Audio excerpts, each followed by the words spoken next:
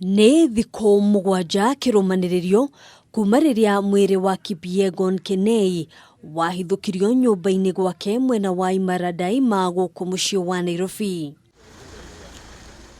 Thutha wa maumĩrĩra ma ũthuthuria wa postmortem mũthenya wa ira, maabitha kuma honge itiganĩte cia ũthuthuria arĩ hamwe na rũhonge rwa DCI marokire nyũmba gwa Kenei nĩguo kũgeria gũcokanĩrĩria wĩira makĩria. We've done a lot of analysis and we are still piecing together so that we can be able to come up to a conclusion. So this is an ongoing process.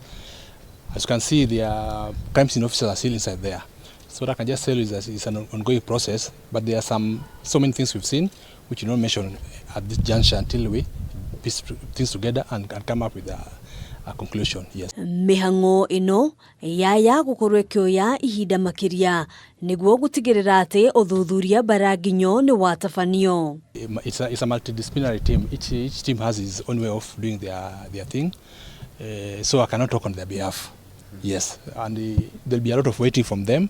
The laboratory, they give us what they've seen, the police, then what we've seen, then we can piece together everything so that we can give a conclusion of what exactly happened to the late Kenei. Nyũmba ya Kenei ĩkoretwo rungu rwa ũgitĩri gũtigĩrĩra gũtirĩ mũndũ ũngĩthararia wĩira wa gĩkuũ gĩake na njĩra o yothe.